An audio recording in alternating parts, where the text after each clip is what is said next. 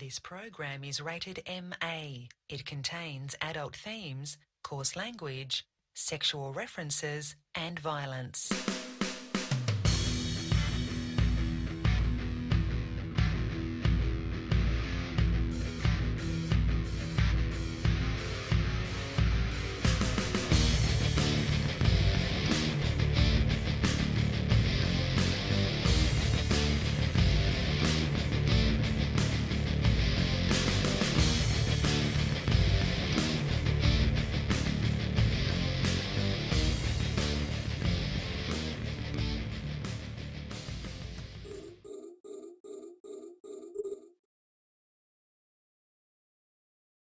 All right, what's up, everybody? Oh, my mic is loud. There we go. That's probably a little bit better. Friday night, open comms. Welcome to the show. We're running on a short crew tonight. Well, pretty much everyone's here. Dirk is not here on camp, but he is here in person. How's it going, Dirk? Hey, what's going on? Yep. I'm here. I'm Drayden. Rain is here. How are you, Rain? I'm good. How are you? Good. And Blastum. How's it doing? It's going good. Thank you, Drayden. Yeah. How's it doing? That's what I say. How's it doing? How's it doing? Doing anyway. good. Yeah, so, busy week. Well, one night was a busy week. Big fight. Do we want to start off with the fight, or do we want to start off with smaller stuff? I didn't actually throw notes together today, but I See, see what happens. I wasn't even supposed to be here. That's why I told you guys earlier in the week. Hey, make sure you guys put some work together. So you got something going on. No, We're supposed to have Pro God Legend here tonight. Just we were gonna have FCing because apparently there's activity going on down in his neck of the woods or whatever. Just FC on the show. Just give commands through open comms. Could have done that. You could be like me and Drayden and just skip ops like we always do on Friday nights. Yeah, I think there's an op going on right now, but oh yeah, they're probably fighting. That ain't me. God. But yeah, so I was in Montana for the fight, but Black Legion didn't actually even go anyway. I saw. That's what I heard. Thank God. Yeah, I don't know if you guys saw the pings, but they were like, "Everyone get to K3. We're gonna go brawl," and then it was like, "Just kidding. Fly back to LK1K. We are not going to that." Yeah, like, he basically was like, "Yeah, that's gonna be a giant tie-dyed shit fest, and we're not gonna deal with that." So I was like, okay, I'm not missing too much, but I didn't get to watch it until earlier yesterday. I went and watched most of the broadcast. Once it was kind of decided, I started kind of skipping through a bit, but so yeah, basically, goons are invading the north. That was the one thing I was gonna ask. How far are they gonna go? Like, what's the end? Does anybody know the end goal of the goons? Like, where they're actually? Is it VFK by December? Who knows, man? That doesn't rhyme though. It doesn't rhyme. I'm saying VFK by Tuesday. Well, everyone else has had to by Tuesday. By Tuesday. Keep starring VFK by Tuesday. Yeah. Okay. So hold on. Maybe we should get to this part first before. So she just say, "What the fuck, Dirk? You sound like Grath with a hangover." Yeah, can we talk about Dirk? Yeah. Dirk. Number one, I do have a hangover. Number two, I'm not on my not on my regular mic. So Dirk was at a banger last night. A banger of a party. Apparently, there's was a goon meetup or not a goon meetup, but just a meetup in Manhattan. No. I'm the only place I saw it was on the Goon forums. Maddie from Goons was hosting just a little meetup there, and since I was up in Connecticut, I was talking with Dark Wild, and he's like, "Oh yeah, there's that thing on Thursday night," and I'm like, "Oh okay, because it's like, wife had to go into the office Thursday and Friday while we were up here, and I'm like, oh, let me check with her, and she's like, oh yeah, because she loves going down to the city and whatnot. So we ended up going down to the Perfect Pint. There were like 4 Eve players there, 2 spouses, and 1 non-Eve player, and oh man, yeah. Started off light, and then just accelerated as the night went on. Okay. No. Luckily, though, we made the right choice and got on the train because apparently Wild and I were like, no, let's just keep going, and my wife's like, no, let's get on the train. Yeah, well, I remember. So the Sherpa did her duties then. So I was towards the beginning, Dirk's like, hey guys, I'm gonna go hang out with Wild, and I was like, Dirk, behave, don't get too wild. He's like, no, we'll be fine, it's super casual. And then like you can see possibly go wrong. You can see the progression of like Dirk tweeting like, oh hey, I'm at a meetup, and then it was like pictures of drinks. Then it's like fucking rambling. He didn't get to the part where he's tweeting song lyrics, but it got really fucking loud. The autocorrect on the tweets were pretty good. Are like the peak. I just remember I was like, because I was coming back from Montana that night, and I just remember getting a tweet. He's like, something like, dude, it's crazy. My wife has to work in the morning. She wants to go home. I'm ready to fucking drive to Idaho right now. Yeah, exactly. I was like, fucking come on. I was like, if you can get through a time zone every hour, it's like time will stand still. It'll be the same time when you get here.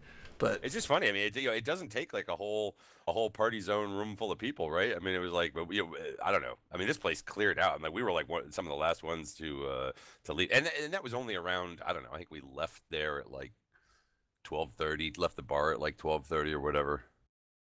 So Wild, I partied with Wild last summer in New York, and that was a crazy experience. Yeah. So it does not surprise me at all, Dirk. Nope, Wild's a good man, and well, he actually lives in Connecticut now, which is why I was trying to like hook up with him up here, and but like the schedules just weren't working out for Friday and Saturday. So he's like, "Hey, Thursday night, there's that thing going on." I said, "Yeah, let's go do that," and it was good. I mean, God, you would think like kind of like having even though it was only just a what I want to call a goon meet, because it wasn't like advertised out on Eve Meet or anything like that. I would have expected, a few more people. I don't know how many people. Like, I never see big New York City meetups, and you would think that. You think between that and LA, there would be area that could have a draw to it, but it just doesn't seem to. Yeah, just all the Eve players all the Goon players just live in Wisconsin, apparently. But or Florida, you're not wrong. The home office. No, Florida's PL. That's the PL haven. Yeah, didn't PL? I saw somebody tweeted out PL had a barbecue or something going on last night too. Oh, that was Jake Meister. I saw that tweet. Yeah, I'm guessing that was in the UK because that's where Jake's from, but I actually don't know. Yeah, Minnesota. Also, so the train though. Hold on, I don't know the full story of the train, but you apparently go into detail about if you remember about the YouTube video. Okay, what's the YouTube video? You were arguing with people on the train, and I wasn't arguing. We got into like a really long discussion and whatnot, but but I could tell it was one of those ones where it was like at some point I could have looked over my shoulder and maybe somebody was like with a phone up, doing the old video thing or whatever. So I'm sitting there going, "Oh man, if this, whatever." No, it was just like number one. When you're talking like a 1 o'clock train or whatever coming out of New York City, right? Going back to the suburbs and whatnot. Train. No, it's basically just the booze train. You know what I mean?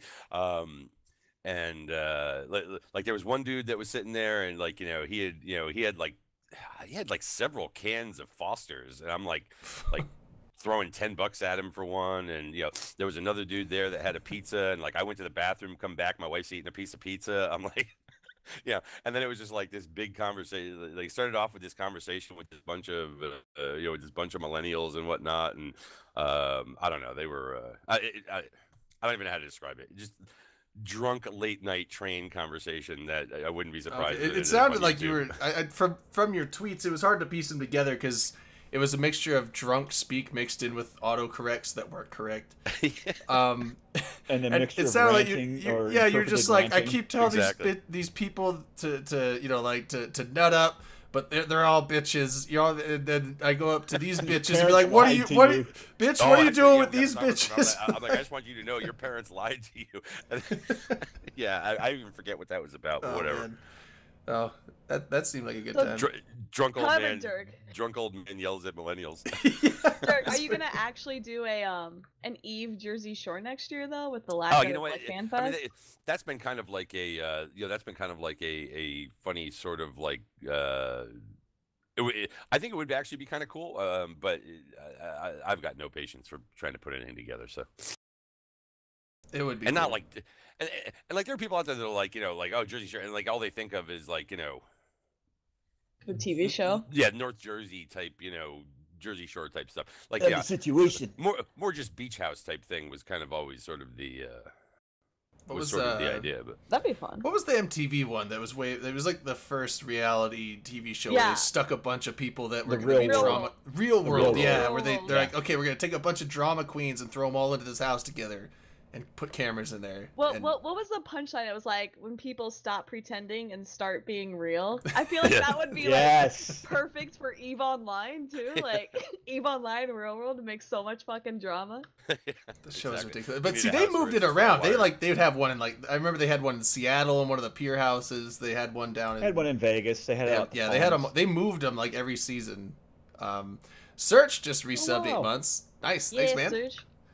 Yeah, that's my roommate. Hell yeah. Oh yeah, just to re-mention, Cruise next year. Fuck, I can go find the link. Just a quick re-mention. We're not going to rehash the whole thing, but there is a cruise. Grey Gal set up this whole thing. If you want to go on a cruise, an Alaskan cruise, it's happening next June. Yep, 7-day cruise. Alaska leaves out of Seattle, goes up the coast, a couple ports, then comes back. So looks awesome. I've signed up. With a special all of us guest. signed up except for Dirk. A special guest? Yep. A special guest. Surprise, surprise. Oh, CCP Falcon will be there. He's going on the cruise. Did he say that he was confirmed going? He didn't himself. Grey Gal said that he was going, so. Oh, nice. There's the link for it in chat.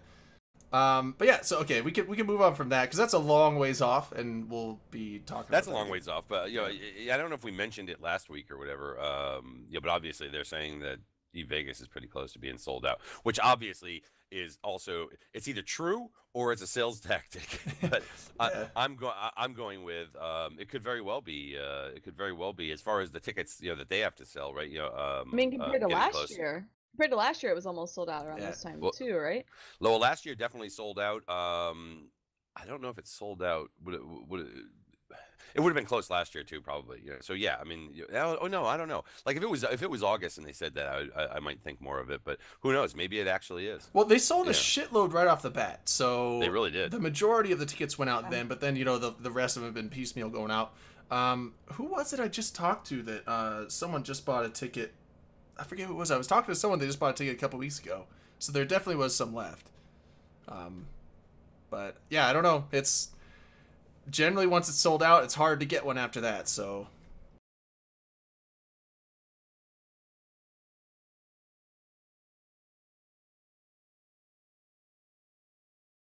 probably. But anyways, yeah. So there is always a limited number of party only tickets. Yep. And Shooter, 5 months. Thanks, man. Oh, thanks, Shooter. But anyways, so getting back to kind of like what's happened this week. I mean, what was it? I think it was just after the show last week. The Meta show on Saturday where the Mittani was talking about what was going on with war and stuff like that, right? And then on Sunday, I guess it was Sunday afternoon was when they called to begin to deploy, and I know that a lot of heavy machinery got moved on Sunday afternoon, Sunday night, and whatnot, out of Delve and towards the forward staging, and I moved on I think it was Monday or whatever, and there were a whole bunch of freaking move ops and everything like that, and then next thing you know, there's a freaking Keepstar getting anchored in. Up in Pureblind there, and that was gonna come out on Wednesday night at a god awful hour for Euros, and what was I think it was like this whole thing started going off around like 9-10 o'clock at night Eastern time US, right? So, and yeah, it was big. I was really I thought that the attacking side, so the northern forces, right? I thought they would have put up more. I'm not saying I think that they would have committed their capital fleet, not with probably what was on the field, just to be able to try and take out this particular Keepstar. Well, yeah, because I thought they would have put more there, which is why I wasn't surprised when I heard Black Legion didn't come, because what was the point of Black Legion coming if the other side really wasn't, if they weren't I think it was a mixture of that there to help support something bigger. Yeah, because the reason Elo gave out in the Discord ping was that, hey, we're not gonna go fuck with that tie-dye fest, but it could have also been that, I mean, if they're gonna go, it'll be for like opportunistic kills type of thing, and they're once 250, 270 Titans and even more super carriers get dropped on the field before it even comes out of the timer. it's probably like, yeah, we're probably not getting anything out of that. It's just it probably wouldn't have been worth the travel. And he mentioned that to me too, and it's like it's not fun going in. Like, one, it's not fun flying in 10% tie-dye, regardless of what you're flying or if you're winning. But two, it was just like, he's like, yeah, I mean, we can catch stragglers, do this, do that, but in the end, it's not worth it. He rather was. That's just a gate camp then at that point. Yeah, and he wanted to do strategy stuff in the south, and that's really what we did. We reinforced a bunch of shit in the south. Yeah. What about I was late on a couple move ops, so when I got home just when it started coming out of it wasn't reinforced. It started with about 40 minutes or so, and I got a ping for a jacked off fleet, and I ended up being like escorts for some other toys that were going back and forth so I had the stream on one side, and I was watching the stream, seeing what was going on. I kind of had an idea. I had people talking to me that was on field, and I was just moving back and forth. We were bouncing between Fountain and Delve and moving some stuff and helping people move. At one point, we thought we needed a whole bunch of dictors to get to some place because of the disconnects that were happening, or at least people that were stuck in limbo that were logged in, who were in jump mode but couldn't jump into the fight, so they were going to go catch those dreads as soon as they got in. But eventually, I had people talking to me. I was just getting intel and bouncing back and forth. So I didn't see a whole lot. Just from the only thing I knew was I was watching on stream. Yeah, and Dirk, you were in this fight though, Dirk, right? You brought the. Yeah, I was bring your super. Okay, so I had moved a super and an apostle or whatever, like a couple days earlier and whatnot, right? But I knew I was going to Connecticut on Wednesday night, all right, and I knew I was going to be there for a few days and whatnot. So like I figured, okay, I'll get my stuff pre-staged and whatnot, and okay. But then this thing gets announced, right? I'm sitting there on Tuesday night, when I hear about this is going to be happening Wednesday night, and I go, wow, this is going to be really big.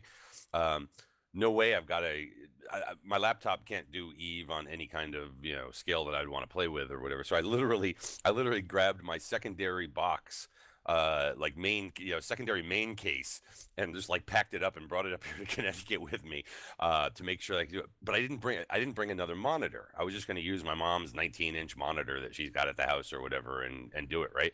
So I get here. First thing, number one, I race like hell from Pennsylvania to get up here so that I can make sure I get up here and can get set up and everything in time to be able to, be on this fleet. And which I was just bringing a subcap. I just went into Megathron because I didn't want to mess around with a super and whatnot on something that I wasn't even sure was going to work. Anyways, so I race like hell to get up here and come in, break down part of her little old PC and whatnot here, so I can have a mouse and a keyboard to connect to it and all that kind of shit. And then I go to plug in her monitor, VGA. Oh. and all I've got is HDMI and DVI on my cards, right? Did they even make 19-inch VGAs? Dude, this 19-inch flat panel monitor is I don't know, whatever. Anyways, so I had to burn out to freaking Walmart and go and buy an adapter. Luckily, they had a VGA to HDMI adapter. I bet the person at Walmart or whatever, the electronic guy, they just look at you. They're just like, you poor fucker. Well, and then I get home, and my wife's like, you didn't buy a new monitor, did you? And I'm like, no, I was able to get this adapter. But little does she know that if that adapter hadn't been there, there would have been a monitor in my hand. God, it's kind of silly, right? Because it was like, okay, I'm doing this to go get on this fleet, but I thought this was going to pop off into something, I want to say bigger than what it was. But anyways, so I got to fly my Baltec around and shoot some Gilas and shit like that. I could just see Dirk doing the AMRAS, his mom's like, why did you buy a new monitor? Mom! Mom, we're doing a move up. There's Titan fleets on the field, Mom. Nobody wants to hear your shit. Febreze. But yeah, anyway, so it's like, okay, but to go to the bigger thing, right? With what's going on there, right? And it's why that I did think that it was going to be bigger. Is look, this big dick just got slapped down right on the front porch of the North. To be able to put a Keepstar there and know that you are now, I think it's one midpoint from just about all kinds of places in the North. Well, because I mean, you can reach Pureblind from Cloudring, right? I'm not sure exactly where this reaches, but I mean, my understanding is that it only takes a midpoint someplace to then be able to get into wherever you need to. So this is this is really now the I mean, if J5A was the staging before, it's forward staging is now even deeper and able to hit a lot more up in that area. So we'll see where this goes. I mean, I don't know that I've yet heard what the goalposts are in this case or anything like that. I don't know if it's going to be a well, right, because that's what I continued push like really hardcore into the north, or because I mean that's the hard thing to say, because like goons are making a killing in Delve. There's really no reason for them to move to actually fully moving, move. Right? I mean, so, but the thing is, like, if they go up and take all this space, are they really going to want to keep it? Like, it's not about taking it. I mean, is it really just to flex on people and be like, we can because we're doing it just because we can? So look, you've got this other stuff that's going on and that has been going on over in the southeast, right? With Testing Legacy and Winter Coalition and whatnot, and PL. I think it was on Saturday. Deployed about 400 capitals down there, including Supers and Titans and things like that. So they committed down to that area down there. And then of course you get like the next day or whatever, where basically it's okay. Well, the Imperium is deploying as well. I guess there were two choices, right? One could have deployed over where everybody else is and just gone kind of single point of conflict, or what you do is you roll up towards the north and base race. Well, what they're calling the base race, right? That the base race. It's like Dota. Yeah, that basically it's like what's going on down here versus what's going on up there. Maybe with the Imperium moving north, it somehow causes, I don't know, PL to have to think, do we continue to support this down here, or are we going to have to worry about the north? Are they going to have to kind of like split anything in order to compensate? It could be we'll hit you up here to stop you from hitting down there, so then we can go back down there and fuck with people over there. Yeah, so I am glad that there are two fronts now, and this is the first two-front war two-front major war that I can really I don't remember one ever before where it was legit two-front. I mean, I would almost have to go back to like the Second Great War. I was gonna say it wasn't like wasn't the Fountain War, like the main thing was in Fountain, but there was some stuff going on up way like I don't want to say Tenal, but like wasn't there some shit going on? And Tenal, there was something going on that side. There was some push from that side. I remember that. It was minor, but it's like we couldn't leave it empty. We couldn't like fully deploy. We had to have like a rear guard back there, dealing with stuff. What was that during Fountain? You're saying? Yeah, during Fountain. Like was that when like Black Legion was up there? Yeah, Black Legion went up and they were starting to take kind of hitting some passes and trying to take some moons away from the income side of it.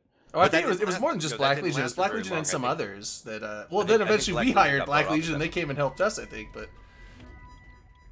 Manic Sarks just cheered $10, man. Thanks, man.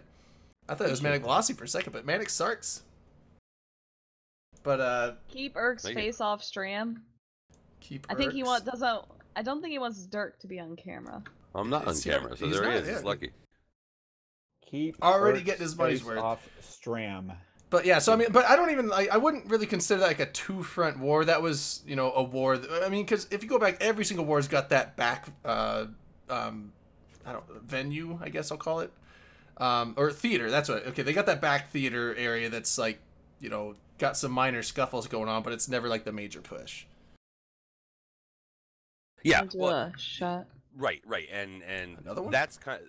There's a difference between a smaller entity or something like that ends up going and kind of going through the back door, let's say, right, just to cause you to have to look back from the front, right, than a legitimate two-front war.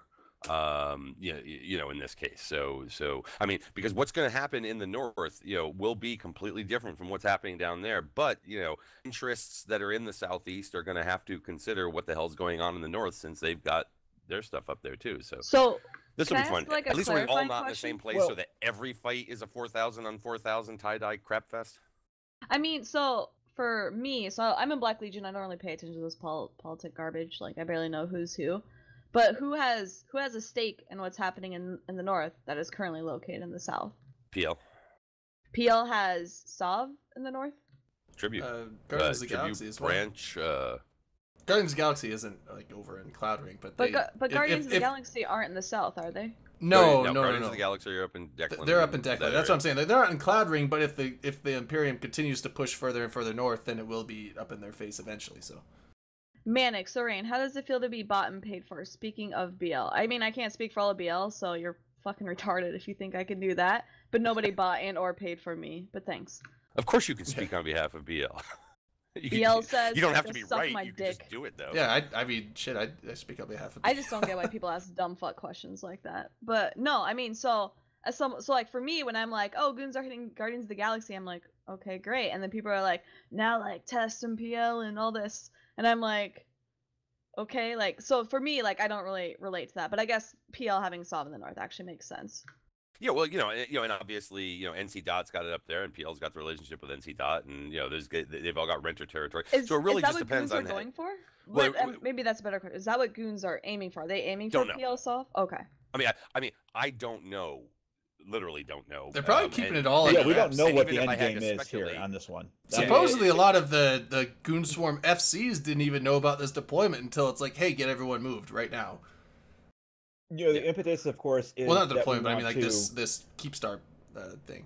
Right. We want to take revenge, and that was as soon as the Keepstar anchored and it was online. I mean, Mittani pinged out revenge, so that's kind of the rallying cry right now. Is that we are going after the people who kind of fucked us over, and who was against us in the previous war. I'm not going to even name it because there's so many different names for it, and everybody has their own different name. But yeah, that last war that the goons were in, that's called revenge. So but that tomorrow down in it is tomorrow. I believe it's the final timer for the test Keepstar down there, right? And there's actually 2 timers going on tomorrow. So it's within a couple hours. There is a CO2 Keepstar that's reinforced in DW TAC. And then the test Keepstar, which is actually on its final timer. Yeah. So the test one's in the south. Where's the CO2 on it? That's in the north. DW TAC is in the north. So there's a juxtaposition here. What are they going to do? Even though the CO2 is not a final, but it's a big staging area. Whereas the test one is maybe morale. I don't know. It's really dependent on which one you want to go after and hardest, or what do you want to protect? You want to protect staging? Well, and here's the interesting thing about this. I know on the stream they were saying like this is you go in with the initial like big brute force to just kind of essentially throw your nuts on the table and be like, there we go. And that's kind of what Goonswarm did here, because like when you jump in, like, I mean, that's not their entire super capital force, but that is a very significant portion of their U.S. time zone super cap pilots. There's like, boom, here's like, no one's going to come and fight this. And I think that was the point. Well, no one's going to seriously come and like, they weren't afraid for their super capitals. They're like, our super capitals are not going to get annihilated here. Yeah. And of course, if anybody saw the clip of Jebby, when the initial first Titan drop, that was pretty hilarious. You gotta see the Jebby clip. I gotta go find it. I was gonna say, is anyone else like extremely disappointed that people don't commit to these like super cap brawls?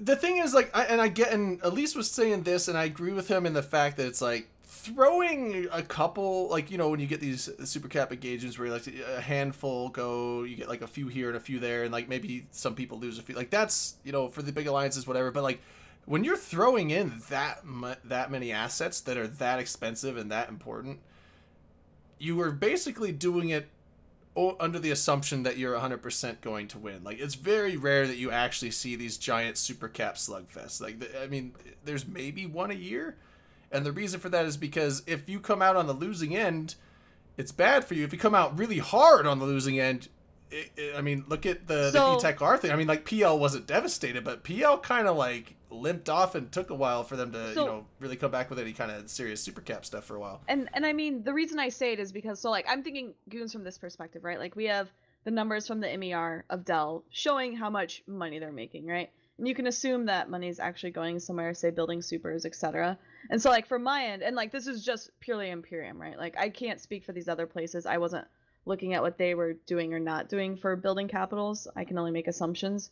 But like for me, it's like, okay, goons had like what 200 or something supers, titans, whatever the fuck it is, on field. 200, 250, something like that. Yeah, and it's like how cool would it be if like let's say, I mean, like I'm assuming that they can easily afford to lose and replace those. And so like to me, I'm like, well, is there any other force in the game that can hopefully throw maybe just as much, or maybe it's not same. Even though they could afford to replace those, it would be. And honestly, the thing is Darbo, 41 months. Holy shit! Thanks. 41 months, yeah. Damn. Thanks, dude. That's a long time. Yeah, but like, even though they could replace them, the thing is it's still super expensive to replace those, and they don't want to do it if they don't have to. That's more along the lines of, oh shit, we got fucked. At least we got backup. But you don't go and you don't YOLO your super cap fleet away. But I mean, so goons have been in Delve for how long with like this amazing mining, right? Like, I remember, year or something. I'm pretty sure it's been over a year, but it's been like outrageously like endless amounts of mining. Well, right? since the Merkle changes and they really started raking that stuff in. Yeah, like at like what point like would like a entity like Goons or Imperium or whomever say, okay, you know what, like we already have like, because you need pilots to sit in those capitals, they can't just stay docked in Keepstar. Well, I guess they technically can, but I mean, you want to be able to. Yeah, but I mean, you want to be doing something. So at what point is like literally every Titan pilot of Goons just like, you know what? Let's throw these in there. Maybe they'll drop like 2,000 dreads on us. Maybe they won't. But regardless, I have one back in staging, so they can pod me. I'll go home. I'll get another. Nothing off my back. So like, at what point is like an entity like Imperium gonna say that, or you know, any other sort of entity? I would say like even someone like PL, Guardians of the Galaxy, Test. Like how much does it take for an entity to do that? It's kind of down to the alliances though, because the thing is if you're going on a op with your super carrier or your Titan, it's generally going to be refunded by the alliance SRP if you lose it on the op. And even though the coalition on both sides could afford to probably replace like 100 of these things at this point, they don't want to do that. And so they're not gonna. Why not? Like, because they don't have the fuck. They actually like value their assets to a point where they don't want to throw them away uselessly. I mean, they want to make sure that they can. No, not throw it away uselessly. Like, so I'm thinking of it like this, right? So let's dumb it down. Alliance tournament, right? Like, this is the easiest thing I can relate to. If you lose an Alliance tournament ship within the Alliance tournament, but you win the match, it is considered worth it in the end, because in the long term, you're guaranteed potentially more, right? So let's make this larger in scale. Let's say for whatever reason, Goons want to kick out Guardians of the Galaxy. And you're like, okay, well, are they going to take all that space? So let's say yes. Let's say then Goons would own Delve and Declan and maybe those surrounding areas and assume nobody else wants to come fight them. Then they would have double their space to then potentially build up more Titans and Supers. Oh, right? no.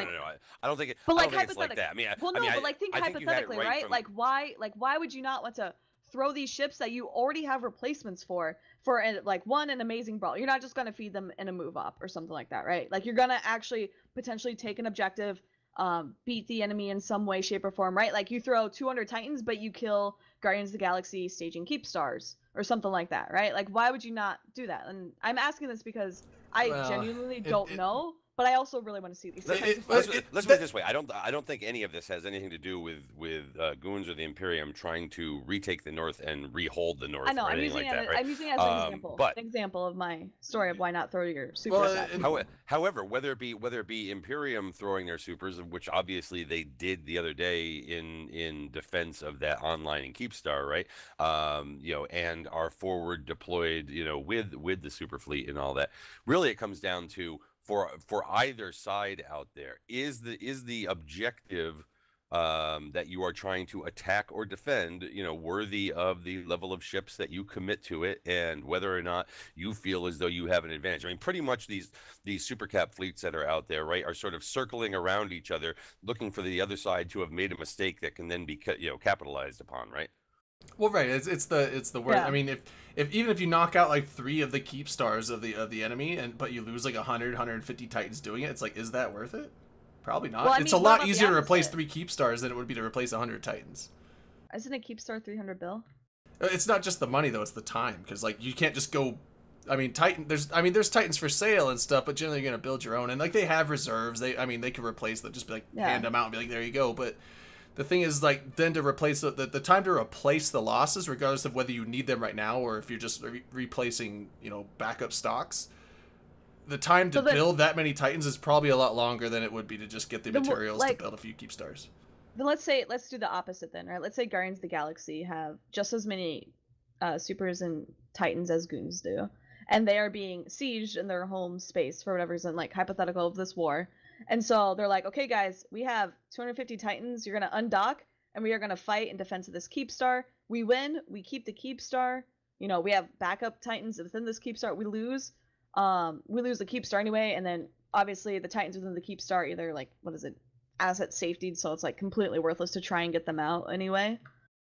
So like what about situations like that? Like, would you expect somebody to commit something like that in defense possibly? Attack, I think attack is less likely, because attack like when you're in defense you have more skin in the game, and the fact that if it's something that you really, really want to hold on to, then that has more value than the attacker does in killing it probably. And so you're probably willing to put up more force. For a second here, right? I mean, because supers are really they are an escalation mechanism, right? They are the apex at that end of the things, right? It doesn't mean that they may not get used in lower form, right? But this idea of a couple hundred supers going up against another couple hundred supers, BTAC R style, these are not things that necessarily happen annually, and certainly don't really happen that often at all. The rest will be about, exactly how committed is the Imperium to doing whatever it's going to be doing up in the north, whether it be just grinding on CO2 and GOTG and, things like that. Will the other side, who will also be supported by NC DOT and, other groups up in that area, what will be their likelihood of commitment? I guess it will be how important is whatever it is that's being attacked is to whether or not, and whether the opportunity is there for them to drop that stuff. But let's not look at this strictly from the idea of, well, geez, we got super capital on super capital, because there's a whole lot of other, things out there. I mean, I just want to see that, right? Like, so if you look at, this Keep Star fight, right? It was a bunch of Titans defending against a bunch of cruisers. And dreads, and some dreads, and like that to me sounds super fucking boring. Well, and the thing is, once Goon Swarm dropped their stuff, or once Imperium dropped all their stuff, I think the other side was instantly like, well, we're not dropping our supers on that, so now we gotta try to figure out a way to possibly blow this up through subcap means, just like they were saying, like pausing the timer, getting some damage in, and you're just gonna keep blowing up, losing ships and cycling more in. And if you can just keep the damage up, you might kill it underneath the super blob's nose, but that didn't happen. This is a little, this was also a little bit different, because in this case here, right? It's not like the other side had another structure in the system, I don't think, that they could have used to do, the old trebuchet maneuver, right? Dropping a bunch of super carriers over on that thing. Yeah, the tree bucket, thing. But so that wasn't really an option. So therefore, if they were going to have dropped supers out there, it would have been kind of a naked drop out there, right? I'm not gonna be able to hear what you say after I take it off. So what? Well, no, take your heads. You are extremely warm. Take your headset off and walk around, because the headphones trap heat on your face. It's hotter in my room than outside. It's outside. It's 92. In my room, it's my window is open. 92? It's 90. Where's your air conditioning? It's in the other room, and it's too small. It doesn't come into here. And it's but the thing is, it's hotter in my room because the ventilation in this apartment's shit. And there's no insulation in the floors, so the heat from the downstairs apartment rises up into my apartment. So it's 100 degrees in my room right now. What the fuck? Yeah, it's miserable. July. Open the refrigerator, man. Yeah, well, right before the show, I took a cold shower, and it was great. And then the second I stepped out and dried off, it was instantly hot again. It didn't help. So, it's all right. Put an ice pack on your butt. Oh my gosh, poor thing. But anyways, like I was saying, so you've got this stuff that's going on up there. You've got what's going on over in the southeast. I'm wondering if at this point, if there's going to be kind of Imperium support. Well, and this was the other thing that came up the other night, right? That Imperium and Test are officially aligned in this, right? That there has been are they Facebook official? An agreement. They're Facebook. They're official. Facebook official, guys. That's so cute. But with so it'll be interesting. Status is complicated. It'll be interesting to see if you know what the level of kind of support is over on this over on this Keepstar fight for their final timer on that. And that war over there continues to go on. And again, PL is committed down there along with the rest. So it may be that Test is kind of got a bit more pressure than Test and Legacy than certainly what they had a week ago. So it'll be interesting to see whether or not they can hold out to the same extent. And that's where the whole base race thing comes down, right? Yeah, and so this weekend's gonna be the telling. Who's gonna defend what and who's gonna attack what. What's gonna be which Keepstar is gonna die. One might die and the other one might go into its final. We just don't know, and we'll have to wait and see. I think if there's one that's going to die, I think the focus will be there, whether it's defending or attacking, and then another timer. I don't know. I feel like it's better to focus on one objective at a time. Although base race, that's very difficult to do. It's fun. Very difficult. Yeah. It was kind of funny because I think it came out on the stream the other night that the Keepstar that got put down up there in Pureblind, the Goon Keepstar, apparently it was borrowed from Test.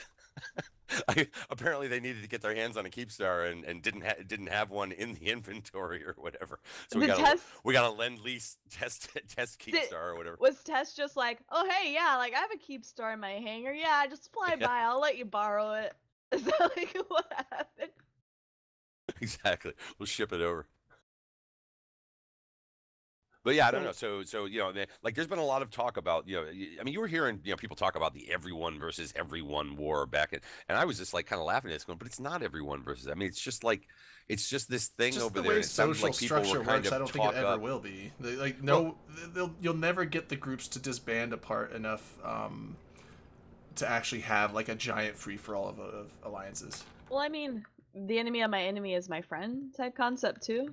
No, I'm just talking about like the fact that it was being kind of played up into something bigger than what it was actually at the time. So I think there's been some talking this all up. Now maybe that talking it up is all part of the plan and it's to try and expand it and all that kind of stuff. Fine. Well, here we are. It has now expanded and this has the potential for being quite significant. We'll see what happens, but I'm freaking loving this because I hate content shit, but I love war. This is the kind of thing that I want to like log in for and go on fleets that are grinding things out and shit like that because I don't know. It feels like that's sort of like what we're supposed to do in Eve Nullsec anyways, that war is good. War is good for the game. Yeah. And what rhymes with 4 that fits this war? World War Horde. You can't call it World War Horde. That doesn't make any sense in the context. Pour a shot. Hodor. We need Test to Hodor. I like base race. The Hodor War. I don't know. I like base hold race. The war? Like it feels very Dota, and I like it's visually. It just sounds 1,000 times. Is that like what they're not calling it the base race though? The base race war. I'm calling it base race. This was a term that was coined by. It was either coined by either. I think I heard Elise Killaby say on or Doom Chinchilla. One of them is the Elise one that I've heard both of them use it, but I think I'm not sure which of the two of them, if it was the two of them, I thought it was Elise. I thought Elise made like the analogy of. I did like the base race and Dota on stream on what is it Wednesday? Dota, I think somebody Dota else was using it MOBA. before. Yeah, all the MOBAs. World War MOBA. World War MOBA. Oh man. Oh, Yeah, dude, really it's great because you gotta fight Dota. top lane, you gotta fight bot lane. That's what open it is, right? mid, and then open mid. Mid lane's Jita. Mid lane's in the Open- market. yeah, war open that nobody mid, just- talks about. Oh, it'd be great. I did like they won't ever call it that, but somewhere in the stream that someone said World War Re, and that sounded pretty That good. was me. Was that you that said that? Okay. That was the first That- one. Why I is was sound like, pretty saying good. Casino War? Like, there's no. It can't be the fucking Casino War because we already can't. had one. You can't call it Casino No, we War. didn't. Well, when did we have the Casino War? Casinos were banned. The Casino Well, War was the that's- one up in the north. That's that what they- some of us. World War call B? the. World but War people were the calling it former Casino. World War B. Yeah, people were calling it Casino War too. for Imperium, and because it was led by Killaby. not casinos. I thought it was just because the Goon Swarm, the Fat Bee, like World War B. Yeah, it was the Fat Bee, and because I liked World War B the best. I liked World War B the best for that, but I think generally it was like when you say the Casino War, that's like half the people were calling it the Casino War. That's Imperium. I'm going to call it the actually, which is half the people. The term Casino War didn't come until afterwards, and rightfully so. Most of the good war names like really need the context of being able to look back on, well, what exactly happened during that war and what would have been an appropriate name for it. As opposed to trying to name something now, like it would be really kind of shitty to call this, the base race war, right? And then all of a sudden, like that whole base race thing doesn't actually happen. Like it doesn't play out like that, to where the meme doesn't really kind of stand up to what took place. So the Casino War came around because strategy that's going on. It's base race is more of a strategy. World War B was literally because it was a war against everyone against Imperium. Sure. Because it was led by Killaby. But there was that aspect. There was also like anyways.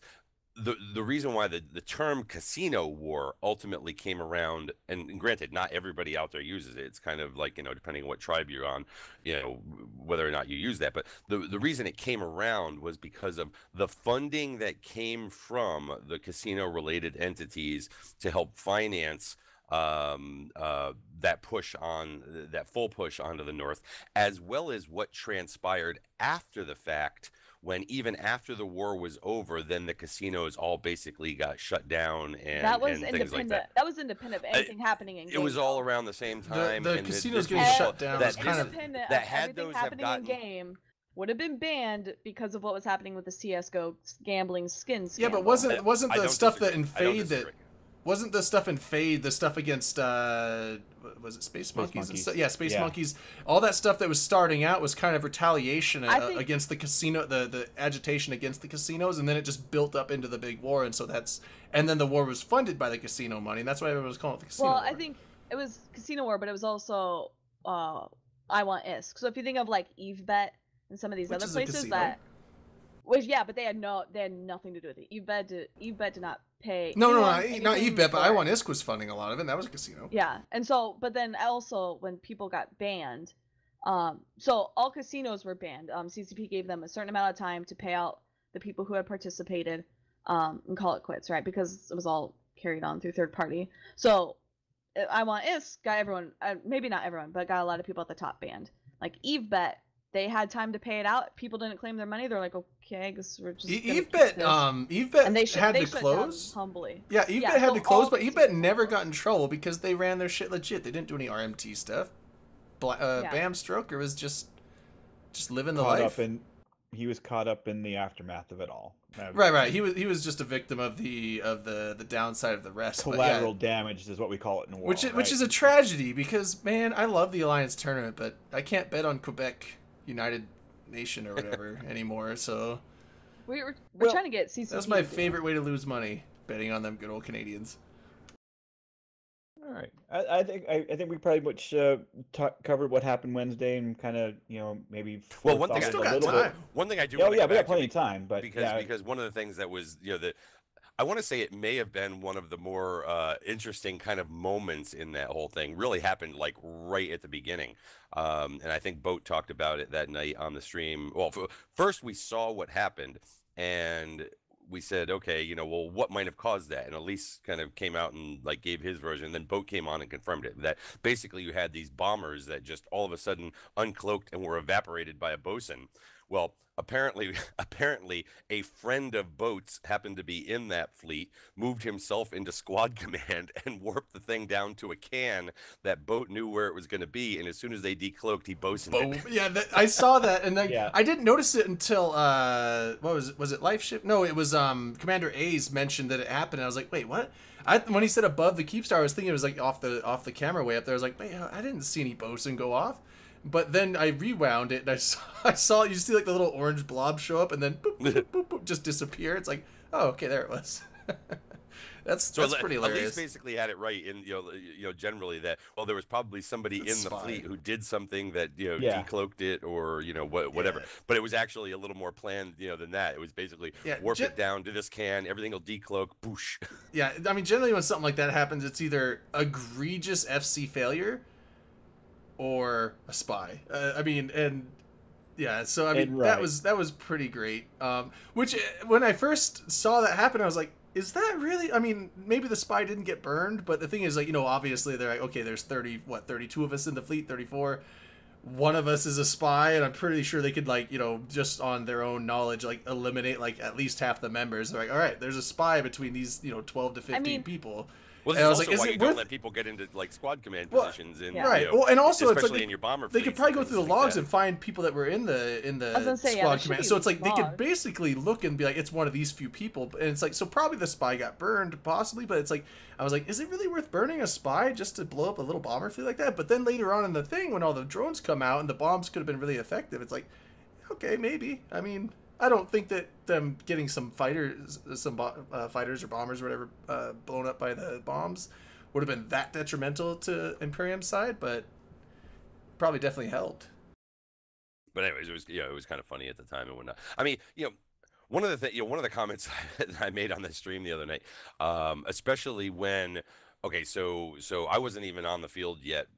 I was in the stream chat and whatnot, and on my way in my happy little Baltec, and we started to get the reports on the stream of Super Cap Fleet landing, Super Cap Fleet 2 landing, Super Cap Fleet 3 landing. You know what I mean? And it's kind of like they're starting to like add up these numbers and whatnot. And I go, so my thing was, can we talk about the ISK and resource faucets in Eve? Because honestly, this is what this is becoming, right? Super Caps online because of wide open ISK and resource faucets and all that kind of stuff. But well, it was even going in the chat. There's nothing bigger, right? So everybody is just rolling up into the into the glass ceiling of, not only can you build these things, right? Somebody mentioned before characters. You can go out and construct the characters, because now all you have to do is create a character and skill inject them in. So boom, pilot automatically. Whereas back in the day, you had to take some time to do that, or you had to go buy a fully baked character off the market.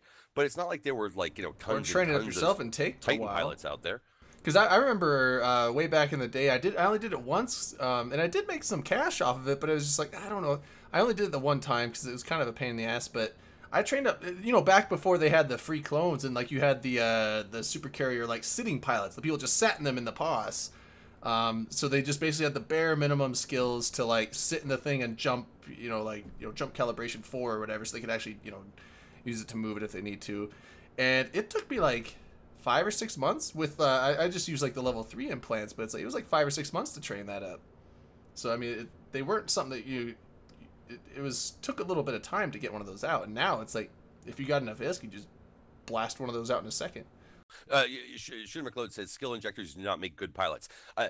Under normal situations, I would say you're absolutely correct. Now, that basically, if you've got somebody who's brand new to the game, right, and they just skill inject themselves to a Titan or whatever, obviously they don't really know how to necessarily play the game yet. But what we're talking about here is really more along the lines of, dude's second Titan pilot, his third Titan pilot, right. His fourth Titan pilot. That guy probably is a good, let's put it this way, a good enough pilot.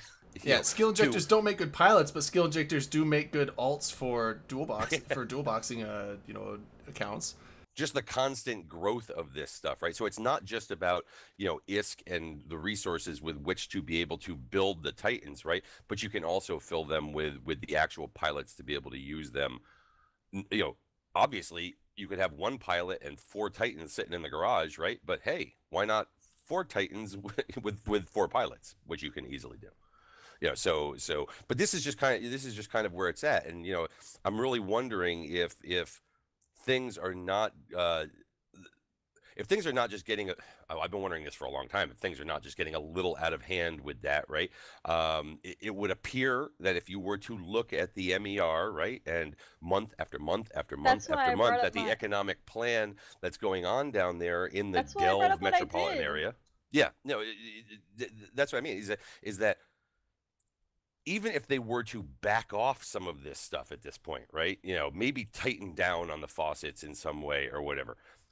The people that have taken advantage of all of this up until now will still have that kind of, lead going out into now what becomes a new future of reduced, reduced stuff, right? But so it's like I don't even know how they do it at this point, because if they back off, then everybody else is now at the a disadvantage anyways. So might as well just keep it fucking going and just like everybody runs it. But even then, even though we have all of these faucets that are wide open, and even though we have all these people getting their 3rd, 4th, and 10th Titan pilots and shit like that, it's not like you like see these things being thrown around out there like battleships. I know, that's why it's really disappointing, and that's why I brought up what I did. I think it's really kind of funny because I mentioned it the other day, and I think I mentioned it to Caleb or whatever. It may have been during Talking Stations or whatever. That I feel as though we fought more, like had more kind of wars, out there and conflict and things like that. Back when we were all a lot poorer. And maybe it's just because, poor people tend to fight more than rich people do. But, now that everybody's gotten rich, it's like, they like to, like, I guess they just like to stay that way. And they're living in their gated communities. They're living in their gated communities out in the suburbs going, I don't need to go to war. Because, technically, this stuff is, theoretically less expensive now. It's less valuable overall to have, to lose some of these things. And you do see people using them more frequently, but it's, I mean, obviously people throw dreads away, right? I mean, dreads are basically disposable at this point. They are the new battleship in terms of whelping it into something. Dreads, faxes, carriers, too. Yeah, pretty much, yeah. But I mean, I still feel like most big groups could just whelp Supers and Titans all day and then be like, it's whatever. Yeah, what's it? SBR 300 Blackout says it's what CCP wanted, though, for people to live and utilize their space. Absolutely. And you should, I feel as though you should, live and utilize the space, which is one of the things that I kind of like about the way the Imperium does things, goons do things from that standpoint, that you live, eat, shit, and fight in the same kind of, the same place. You've built this area out there and you venture out of it to have conflict, and things like that. I still question whether or not they've built, not they, the Imperium, but they, CCP, have built something that is I don't know, just too wide open with those faucets. Maybe it needed to have been dialed back, that required to be a bit more spread out, because then that makes certain things harder to defend and all that. But so we've ping-ponged on this in EVE over the years, but I think that the general trend has just over time, the ability to be able to access both, all kinds of faucets and everything are, has been going up. Not just in terms of the faucets that they have out there but also the types of ships that can be used to acquire the ISK and minerals and things like that. But we'll see. Awesome. Okay. All right. Well, and Cheetah says, no, it's not when folks throw away dreads. It's a calculated loss. I'm not saying it's not a calculated loss. Right. I'm saying they're disposable in order to go after that I mean, everything in EVE is a calculated loss. There's still always going to be that risk versus reward, delta. And I think, we see the proliferation, that doesn't necessarily, we're not going to throw our supers around, and I think at this point we can. So I think we're at that point that we're way past that risk versus reward, and because that just doesn't play anymore. Because when you see 250 supers dropped in one fleet, like, oh shit, that's gonna crush the shit out of somebody. Anatomy 22. I came back to EVE in January for 9 TAC 4. I had a single Titan and an Aeon. I now currently have 9 Titans and 6 Supers with a multitude of replacement hulls and 1 DQ. It shouldn't be that easy to do. That's my point, right? That's my point. Like, if this guy is able to do that, assuming obviously he's not lying or whatever, I'm going with the possibility he's not lying. But I mean, why would if he could, why would Saul? I mean, I have friends in the Imperium who just drop Titans on literally everything, but they do it in Delve. So it's like, well, why would you not do it literally anywhere else? Like, are you really that worried about your kill board with losses? Or maybe the Imperium, I don't know, maybe the Imperium has something internally of, you lose that shit, you're kicked because, you're just going to be garbage at the game or whatever. But, why not just the Imperium does have a rather elitist, I'm kidding. Well, like, I mean, like part of it's they don't do it elsewhere because it's like, well, why travel to go do it? I mean, but if I can drop it on something like, here. Yeah, like why not? Well, I mean, why not go to like the closest low-sec areas and like try to fuck around with people, which I get. Like there are probably people hunting in low-sec or whatever, but why not? Like if you can get a kill out of it or have fun or whatever, like why the hell not? And a lot of people are sitting here saying, well, only Imperium can do this. It's like, no, like you're greatly literally underestimating every other fucking null-sec alliance out there. That's and why you are dumb as fuck if you actually believe Imperium's the only one who can do this. No. I mean, you know, and there are plenty out there. I mean, with as much hardware as the Imperium dumped on that particular Keepstar that day, right? It was basically a we dare you to drop whatever you want to drop to try and take this thing out, right? Yeah, that's basically all that was.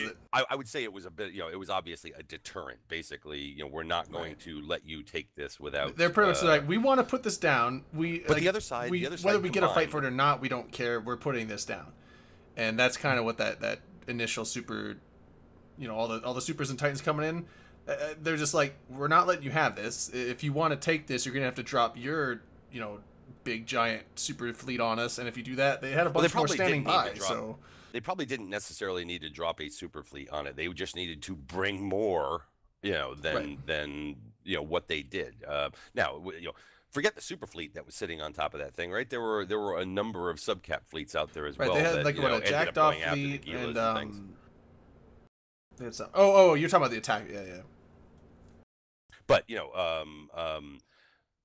but the combined other forces out there, right? You know, between Guardians of the Galaxy and CO, you know, the newly reformed CO2 or whatever the heck it is, you know, and the NC Dot and the broader Pan Fam and things like that, right? It's not like there's not an equal opposing force out there, you know, that has these things, and you know, we'll see where it goes. I know that PL did deploy down to the southeast. I'm telling you right now, that ain't all their shit. It's not like they took every last thing. So, you know, people shouldn't be thinking, oh my God, PL doesn't have the ability to jump zone into some heavy hardware in the right situation. I think they do. It's just, they're like, you know what, this objective right here is not worth risking that. So they're probably like, not for that, no. Yeah, they're like, this isn't worth dropping our supers on.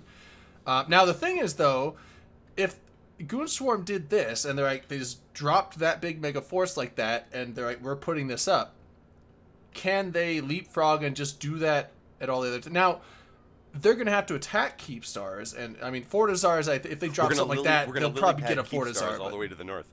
It's like, I don't think like you could take Fortizars out without having to use the big super fleets, so I don't know if they'll do that. But if they're gonna go hit a Keepstar, they're gonna if they want to like guarantee, they're gonna have to drop something like that. And Elise was saying on there, he's like, when you're defending an already up Keepstar, that's when you drop your big super and Titan fleets to defend it, because then you have the edge, and then the attackers have to bring a lot more than what you have to have even a chance at success. And then that is where it kind of puts the risk on, I would say, the Imperium side. And will they do the same thing in that situation?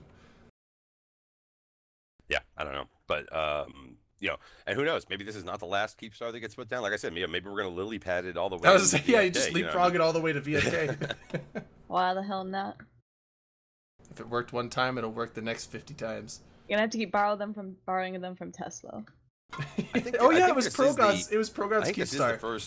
I think this is the first Imperium Keepstar not in Imperium. No, there's some in Sov areas. Right, non Imperium Sov Keepstar. Now hold on. I see what you're saying. I was reading one of the articles or one of the posts about this thing, and you know the Fed Up guys. Are they Galmill or Calmill? I forget. Okay, so I think the article said that they were helping Goonswarm. Is that true? I thought they were on the other side. I thought they were trying to prevent Goonswarm from dropping this in their space. No. Well, I'm not sure they were helping or trying to prevent or anything like that. I think they were just there and went, "Oh shit, a Goon Keepstar in our system." Because but it sounded like what I heard afterwards was that they were going to ally with Goons or something. It's like a war happening, and the U.S. just rolls like an Abrams through someone's backyard. Right. They stand on the porch like, "Huh, all right, whatever I'm just gonna faction sit that they're right fighting here." drop their dreads. Is that what it was? The villagers walk out and go, "Hey, we're on your team." Gotta win over the loyalty of the locals. taking down the German flags and putting up U.S. flags as the army rolls through France. They're like, eh. Yeah, I'm not sure if there was anything there where, like, you know, they were given a notification or anything like that. I will assume no, and they just woke up one morning and said, "Oh shit." Oh yeah, Hearts and Minds thinks they'll be. Yeah. Our village is their staging point now. Yeah. So I did want to say, like, at one point during the stream, I threw out in chat that there was like 600 billion killed.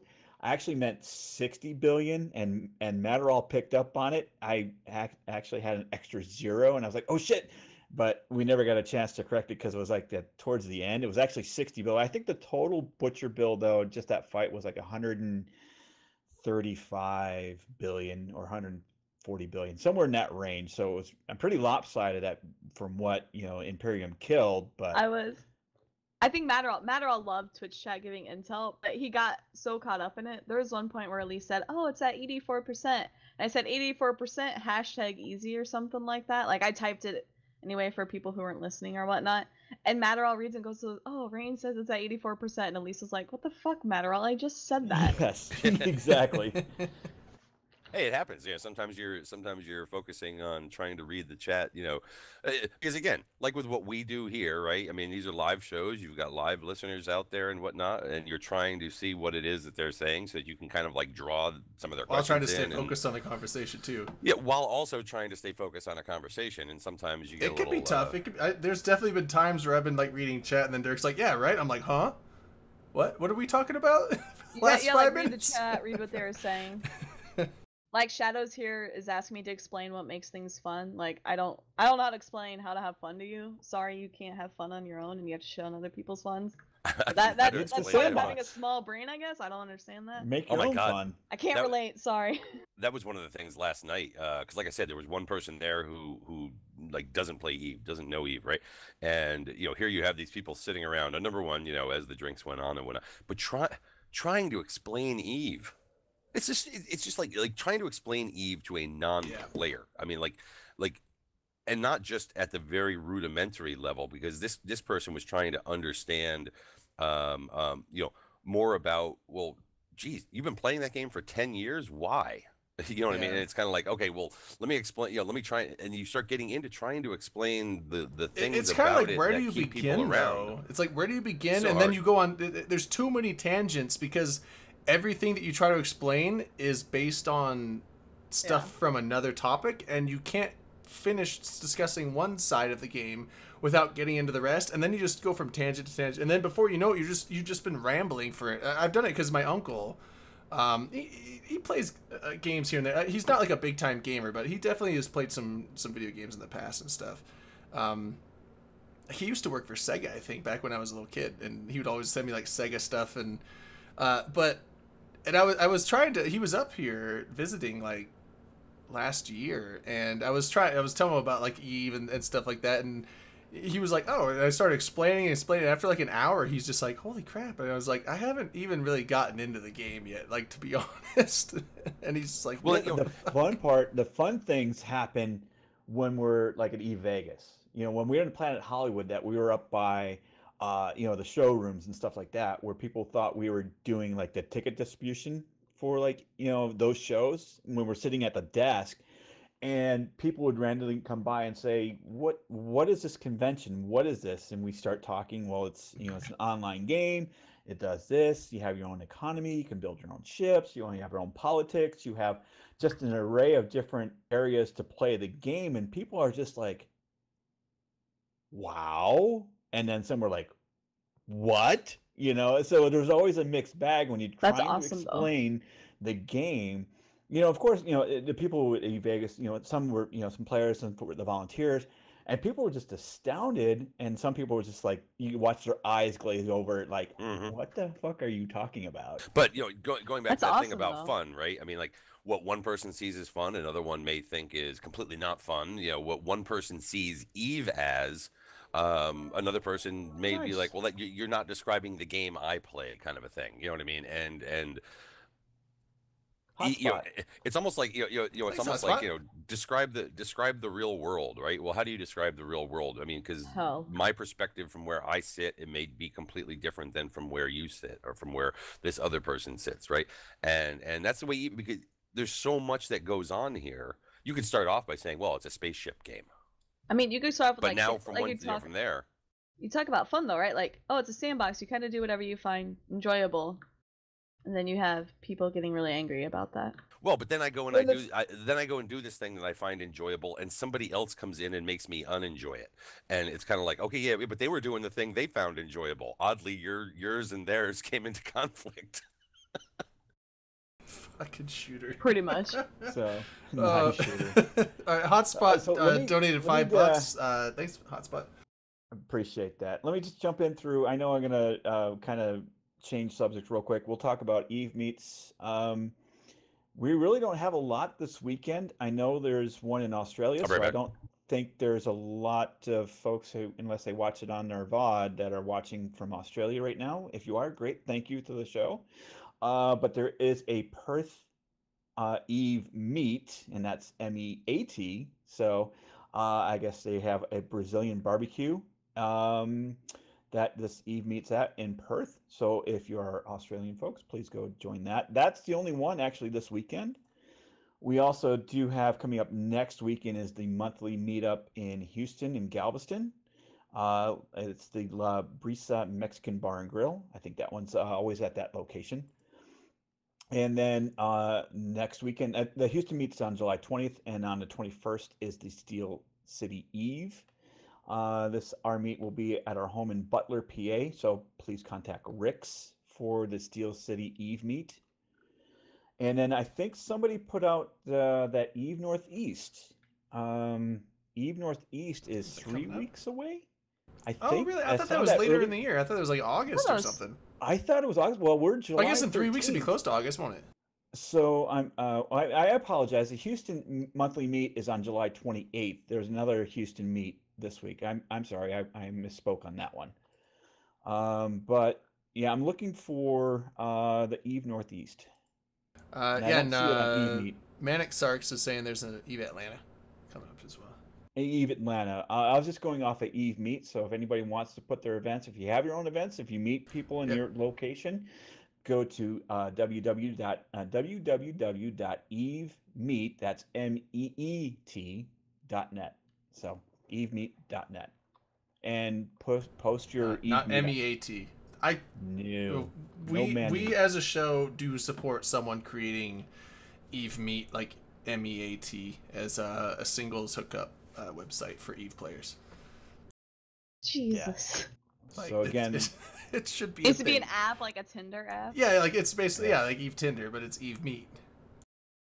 Eve Grinder.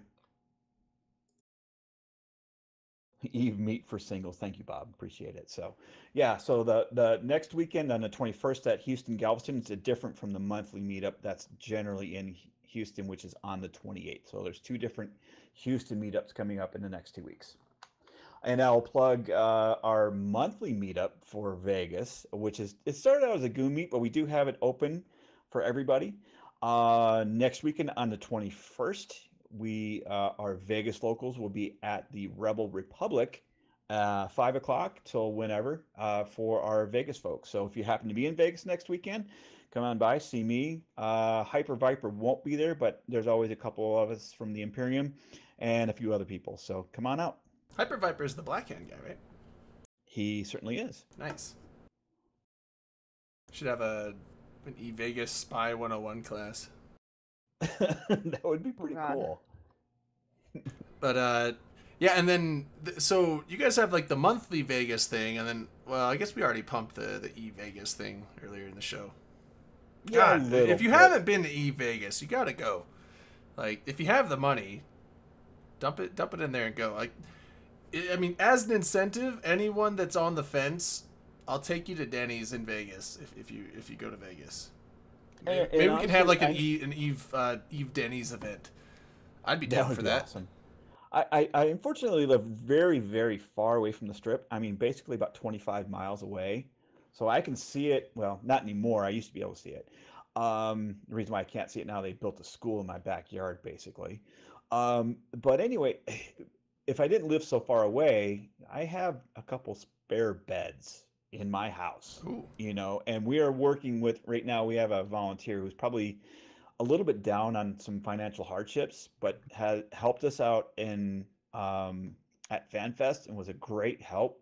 And he's definitely coming out to Vegas, but at this time his finances are just extremely limited. So we were thinking of, well, where we can put him up and, you know, make sure that he's got a place to stay and everything. People are going to help you. You know, if you want to come to Vegas and you need to couch, you know, crash somebody or just hang out in somebody's room, share a room. I know the Imperium has got a thread up. So if you're in the Imperium, you can actually have a share a room thread that's out there. So you guys can share rooms. And if you really want to PM me, but it, you know, if you're against kind of doxing, I do get friends and family rates with certain casinos here in town that you can DM me or PM me, and I can look into getting you a link for friends and family rates for some hotels here in town. So just for the company I work for. So there's options to get a little bit cheaper rates. If you're really, really want to get to Vegas, there's people that can help you, but if you can afford it, do what you can. Come to Vegas. It's a great time. Yeah. And real quick, I don't think we mentioned it yet. It's been around for a while. I'm just gonna throw the thing out. Oh man, please tell me I have the. Yes. Okay. Now this is like really off topic, I guess, but I'm just gonna throw just a quick little announcement. If people are interested, CCP is doing a poster contest. That's going to be. These posters are going to be on sale in Vegas. So post the link. Post the link. Yes. Propaganda posters. Okay. Well, that was the original thing. I don't know if they have to be propaganda necessarily now, because now they're opening it up to just pilots instead of corps and alliances and stuff like that. So basically, they want if you want, you can design a poster. It has to be Eve related. I didn't read through this whole details, but all the details are in the thing. And they're going to be picking a handful of these, and they're going to make them posters for sale in the eVegas store. And if you're one of the top prizes, they have first, second, third prize. You can get some cool stuff. Now, first, I mean, like, some of them are pretty good. Like, obviously, you get a free copy of your poster, and they'll ship it to you. They give you in-store credit, like $100 for first place, $50 for second and third place. And then you get a bunch of Plex, too. Like, first place gets a year's worth of Plex. Second gets half a year, and then third place gets 3 months worth of Plex. So, like, that's not bad. And then the Art of New Eden signed edition. One of the things I did see at the bottom, I just kind of skimmed through some of these, is they're like, where is it? Basically saying that tax laws do apply in some countries for these winnings, and so they're like, you have to claim accordingly based on your. So it's like, if you're actually like having to claim Plex on your taxes is actually kind of hilarious to me. I mean, honestly, I don't think anyone's gonna make it. Like, you don't claim this stuff. Be a normal person. Seek tax advice from a. Yeah. Be a normal person. From a licensed. Yeah, be a normal person. And don't claim this as any kind of extra income. Trust me, whatever your country's version of the IRS is, they won't know. They're not gonna like check your e-vlogs to see what income you received as a gift. What was Shooter saying out there? Drayden and I lost our room at the hotel. You didn't lose your room at the hotel, right? No, I actually haven't even booked it yet. I need to book it still. So that's something I should do probably this week, this weekend, I guess. So I was trolling Shooter back, like, because he wants to crash at my pad. I'm like, well, okay, I got a room, but you have to sleep with the dog. Well, okay, Shooter, if you're gonna like bail on me, man. Drayden, can you go like stand in front of the AC? You look like you're gonna pass out. I got no AC, Rain. I can stick my head. You said it was in the other room. Hold on, I was about to be muted. I caught it. Here's my AC, Rain. I got it right here. No, Drayden, can you drink some water so you don't pass out? It's dripping all over me. That's what. Nope. I'm not saying it. That's what she said. Oh, I thought about it right as I said that too. You don't have air conditioning, Eric? Well, I mean, it's in Hip Hop's room, and it's a small unit. It only cools his room. Go stand there in front of it so it cools your core body temperature down. I actually have to put this ice back in the freezer. It is like half water now. It is all over my floor. And it's only been out for like 20 minutes. Drayden's gonna like fucking pass out and die or some shit. He is. Poor guy. They really buy a window unit, exactly. Yeah. There's portable ACs, and then you can just vent to the outside. But anyway, this is Eve. I'll do a GoFundMe for air conditioning. Oh man. Well, okay. The only thing I had today, besides Eve meets and just kind of watching Drayden pass out on stream, was there was a huge Reddit post, and I kind of gleaned some things off of Reddit. Even though I'm bad Blastum and Blad Imperium, but it was the whole that botting thread, the Russian who created those bots, and he lost like 9 of his supers in Omist, like back, what was it, January? Whenever was that the thread Dunk tweeted? Is there like a huge Twitter discussion about it? It could have been. I don't know. There was like 500 comments on this just Reddit post of how he built, how he botted, and then how he once he got dunked, how then he went down to Gilas, and he's been botting in Gilas, but how much money he made and how much. And then how he took a break and he felt better for it, taking a break, and then he sold it, and he was just funneling all of his funds to like one corporation to support their activities. I was like, wow. And then the side conversations basically were all like how much they hated, the CCP security team and how they weren't banning this guy. And I was like, okay, how, you got what, 3 people on this whole security team? And so anyway, I'm going to link the thread here in a second as soon as I find it. Thank you, Reddit.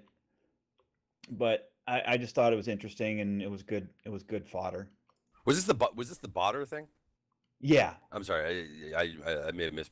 I was reading that thing, and yeah, there seems to be a lot of people who are all like, CCP needs to respond to this, and it's kind of like, do they? No. CCP doesn't actually need to respond to some dude writing something on Reddit. What CCP needs to do is continue their war on bots. Yeah, and I think Jintan actually had a response and just like go hunt them down. Well, yes, and players can do that. Like I've said before, it's not really our job unless you want it to be your form of content to go out there and do that, right?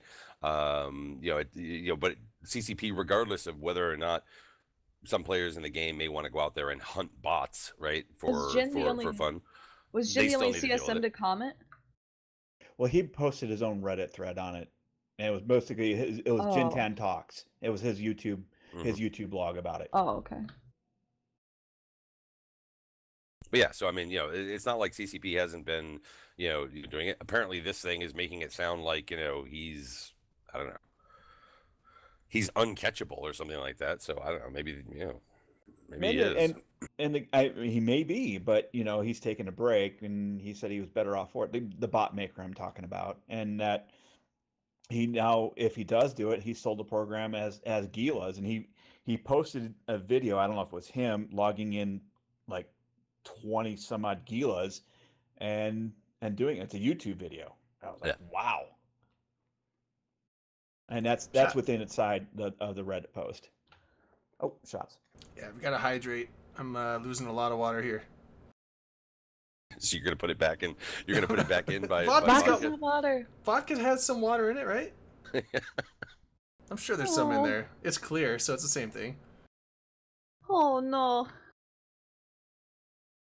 Oh no! You sound like Consuelo. Oh no! Adios. Oh no! Shots. Oh, Adios no. mio. Oh no! Oh no! What is it? It's like no, Oh, not the vodka. No, it's used to drink water. That's how I feel right now. Reddit also thinks Tupac's alive. The impersonation? You did comic book, Drayden. You did comic book guy last week, and that was like spot on. Oh yeah. Well, I don't know. I just like to throw some voices out once in a while. I had when I was thinking, and like the moment's passed now, but it was a tweet. It was the tweet about there was some tweet about some CSM stuff. How with Brisker Ball and and they were tweeting about things. And the thing I was thinking of was, with an explanation, it's not going to be as funny. So I don't know, but just on another thing here, has anybody gone out there and rescued any slaves or anything like that? I have not done that. Isn't there yet. some event going on right now? Yes. You go to a Mars space, you fly a cruiser. I've heard you can hack some things, kill some pirates, rescue some Minmatar slaves. The skins actually look pretty reasonable for the event, so kind of jealous because I haven't had the chance to do it. I've been flying around in Nullsec too much. But I recommend it's the normal agency stuff. I believe you do actually have to be in a Mars space. I want to say that might be all of a Mars space, so high-sec, low-sec, Empire space. But yeah, it's event sites. You go and do them. Yep. You get agency points as well as loot from them. You have to be able to scoop. Mighty Sheep says, "Even line is shit. Why don't you play Fortnite?" I'm sure that there's quite a lot of people that play Fortnite. I mean, I don't know. I have a bias. I have golf carts came out. I have a bias. I like playing all. I mean, I play all kinds of games. I do not like those battle royale games. Gamers, and then you have toxic gamers, and then you have Fortnite players. Cool. I mean, before we go way off topic, EVE Online, actually CCP does have the 25% discount on 5 and 10x skill extractor packs. So that's up until downtime on the 15th. So they're always pushing the sales on those skill extractor packs to keep those farmers going out there. Yeah. Gotta love the farmers. So yeah, that's that. I think that was on. I don't know when that was started, but I just saw that tweet, so I wanted to push that out there before we really went off the rails. I mean, another thread that I don't want to say has gained a whole lot of traction. It gained some from some people. There's been some complaints obviously out there about. Well, there's this one dude that's like been going off the rails about EVE and all that kind of stuff. But whatever, we're not going to get into that. Nor are we going to have like the high sec debate or anything like that again. But Iron Bank put something out the other day, about the number of concurrent users, so far this year. The peak, has been below. I don't know. I think it goes back to like 08 or 07 or something like that. Yeah, and he said that this one was below this. 2018 was below 2007 max peak, for the year. Yeah, well, yeah, and that's the most on any given day logged in simultaneously, right? Yeah, I hate looking at those numbers and trying to judge. I'm still not even quite sure yet exactly what his question is, but I mean, it's very simple to look at those numbers and sit there, oh man, he's dying because the numbers are going down. I think there's a lot more ways that you measure whether or not EVE is in a healthy state than simply those numbers. I think it's but I think it's a little too simple to look at those and try and make any any kind of assumptions. Yeah, and I think we had a pretty good, I wouldn't say debate, but conversation in our internal channels of what was the narrative and what was what's his end game of just trying to illustrate what this means. To me, I think I said it didn't mean anything because it's just a simple metric that we can't evaluate because it's only a very, very small part of the overall health of EVE and CCP itself, because they have so many different revenue streams besides just a player count. That can't give us a estimate of the health of the company, right? Okay, so that, there are two different things, right? There's the whole idea of the health of the company and whether forget revenue. I couldn't, in the assumption of whether, or in the discussion of whether or not EVE is in a healthy place, I'm not really worried about whether or not CCP is in a healthy place. Okay. That's a different kind of thing. I'm not saying you can't, have it as part of the same conversation, but I would hope that, his question was more centered around, is the game itself in a healthy place, and are these numbers indicative of it not being there? I think that there are other things that you kind of have to look at, but we don't have the data to back that up, right? We've only got kind of like what it is we see, what it is, we think is kind of the current level of activity. I don't know how you judge. You can't just judge activity in the game based on those numbers. Obviously the numbers are lower, but what about the overall activity in the game? I'm quite certain that CCP can probably bring out some sort of database statistic that shows that, destruction is, higher now, or, this many missions are being run, or that many events are being run, or this many of that show it being healthy, right? I think you can look at it on an even higher level and, kind of say, well, all right, within kind of like those places like nullsec, right? Is activity higher out there? I mean, what if we had another 10,000, to that number, but they were all just doing nothing but, I don't know, being mining alts, and, is that better activity for the game, or is it just activity? I'm not sure. Yeah, and I think Noisy is perfect. I was going to actually say Noisy probably can, keep us in the right direction. He said someone would have to buy a copy of CCP's financial report from Iceland Department of Revenue to find out how CCP is doing. Hey, Noisy, how expensive is that? Yeah. Number one, how expensive is that? But number two, I think there's that other guy that like actually puts it out every year. I don't know. Yeah, can we see it at a historical reference? Like we can, yes. The player count 2007. Okay, what was their revenue stream? Because that was really subscription based. I think if we look at it today, it's a much different picture because of people can buy skins, people can buy skill extractors, people can buy I don't want to say microtransactions because that's probably not how they deem it and how they bracket that.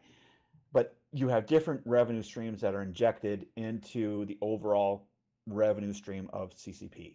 And it's going to be a completely different picture. This is all stuff that they don't put the numbers out for. Yeah, and it's a black box kind of thing. I kind of wish they did, but at the same time, I understand why they don't. But it'd be kind of nice if they're like, oh, there was this many Plex purchased this month, and if they had like a monthly economics report for like CCP as a company. But well, I mean, they're publicly traded. Don't they have to release? They have to release their yearly. They're not publicly traded. They're not. It's inside Iceland, right? Okay. And Caleb's here, right? Did I see Caleb? Caleb. Yeah, he's in chat. Caleb's in chat. Yeah, Caleb's. Yeah, so I think he's probably one of the other very intelligent people who can talk about the economics inside of the company itself. Besides us, So I rely on both between Noisy and Caleb to keep us, really freaking honest. Somebody said out there, they continue to play because of kind of the relationships that they've forged, right? Look, I think that there are a whole lot of players that continue to play this game because of how that has, built up for them, over the years and whatnot. And maybe they don't log in as much anymore, for other smaller type things, but they, are still hanging out with their buddies from EVE and log in when, necessary to do the thing that they need to do and whatnot. It's like, I mean, look at what's really funny is when you look at kind of the decline in those numbers, right? Logged in numbers, basically concurrent users and all that kind of shit, right? But then on the flip side, you look at the number of people showing up to, player meets, especially the big ones, right? I mean, they're going in two opposite directions. So yeah, it's almost like a dichotomy of and a juxtaposition of the overall health of the game. You've got people that will show up to EVE Vegas that haven't played the game for 5, 6, 7 years. And they come for the sole purpose of still being with this group of people for whatever reason that drives them to be, and it's awesome. I mean, I still talk to people and, we probably saw a few of the pings from the Imperium, like resub your accounts for this war, and I'm like, wow, that's an awesome ping to tell your people to resub and come back out. So they may have one account active, so they keep, the jabber pings alive, but all of a sudden, people reactivate with 10, 15 subs. Yeah, I mean, I would have to say that I think that the financial health of EVE remains certainly strong enough that it's not dying. I believe that the monetization stuff that they've been able to generate from has offset, a decline in traditional subscriptions and things along those lines, right? I do think that it is difficult to be able to kind of judge, is the game itself healthy, right? What are the pain points in the game that are holding it back, or is there a level of stagnation out there that goes on too long before other forms of activity finally do kick in?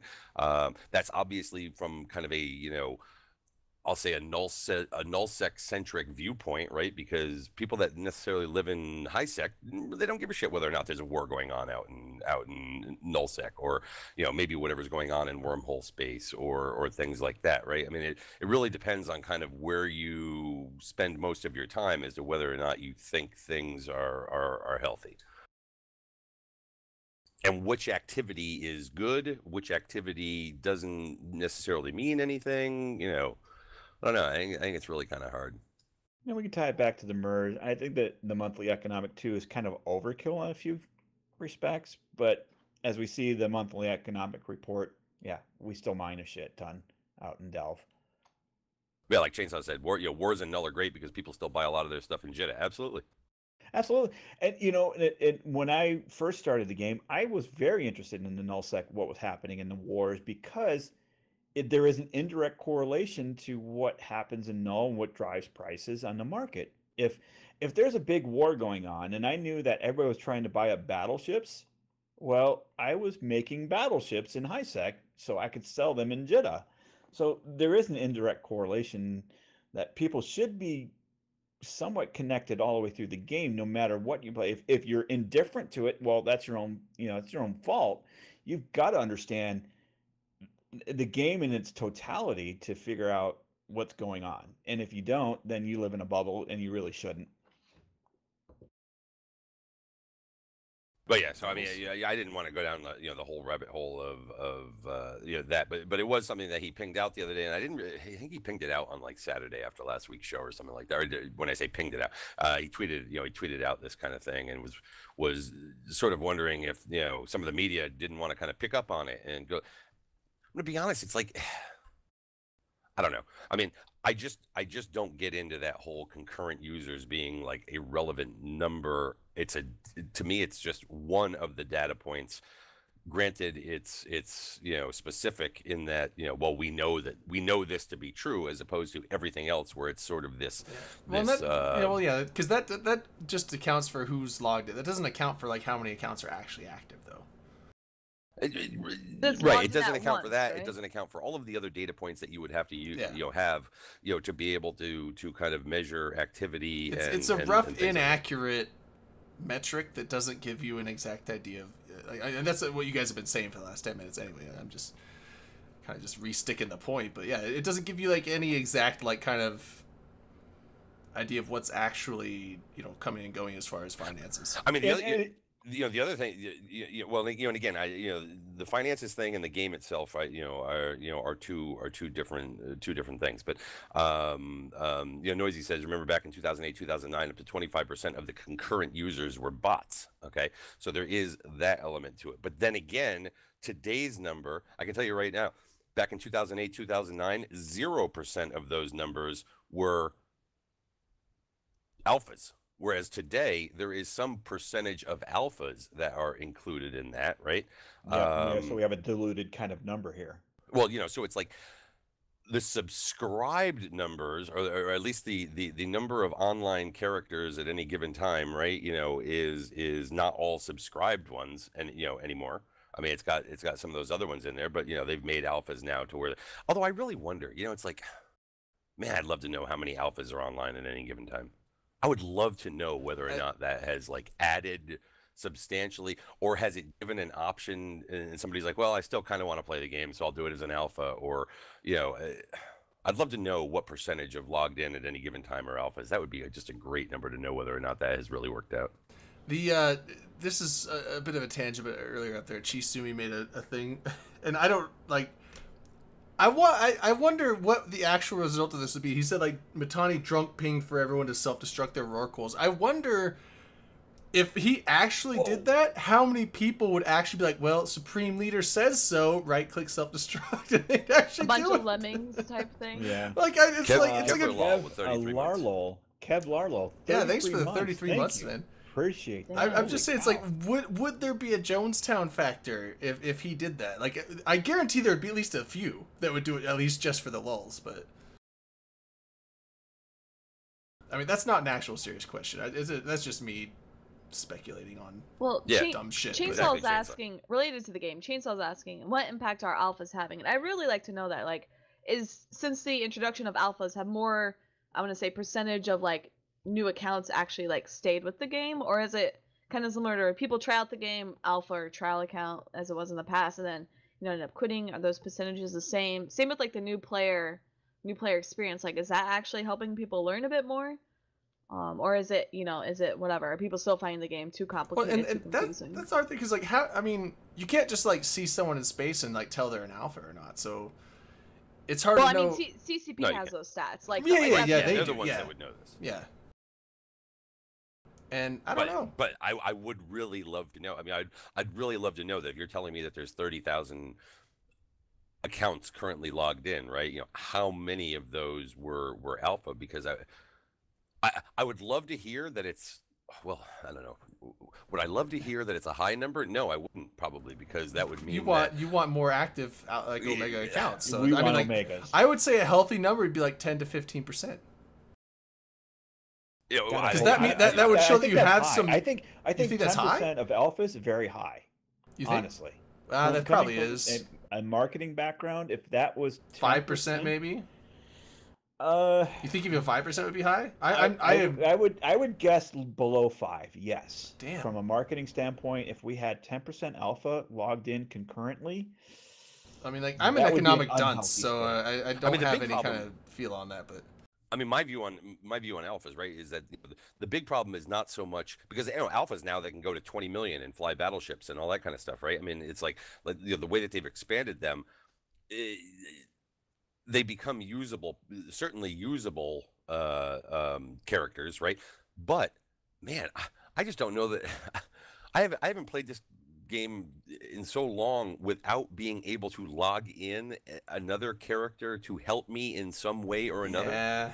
Like that would be the limiting factor that I just wouldn't be able to deal with. Now, maybe if you never knew any better, then that's a different story. Yeah, that's what I'm saying. Like, that probably comes from a bias because you're so used to, like, you came into the game and you got so used to using alts that you couldn't go back to not using an alt. But if someone's brand new to the game and isn't like, because I think I made my first alt account like a year.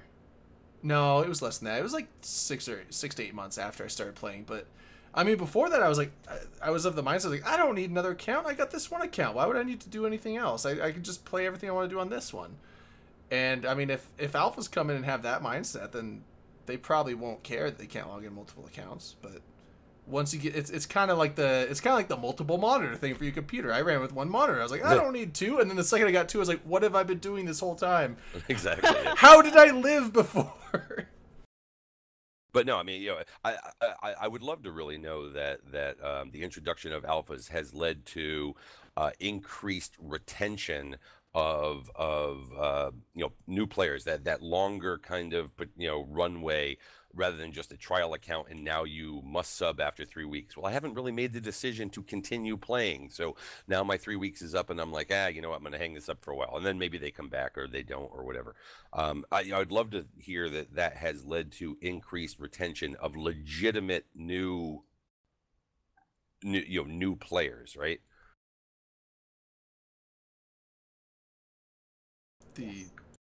Yes.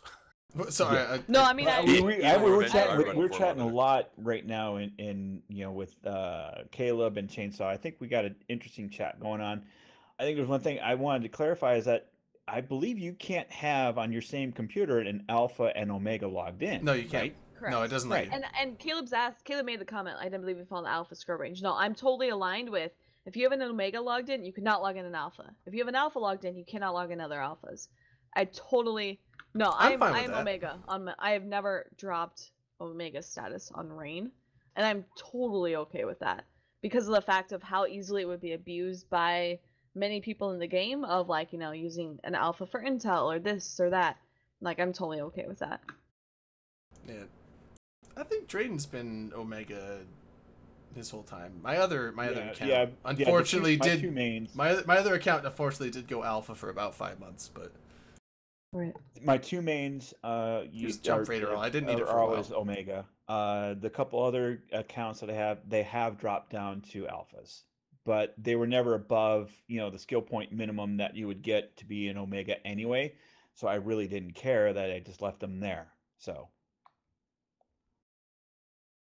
Yeah, and Caleb's right. I think they should take it further and limit the multi-accounting in general. So I totally think so. You can't have different Like two accounting from different. Omegas? Well, no, I don't. I,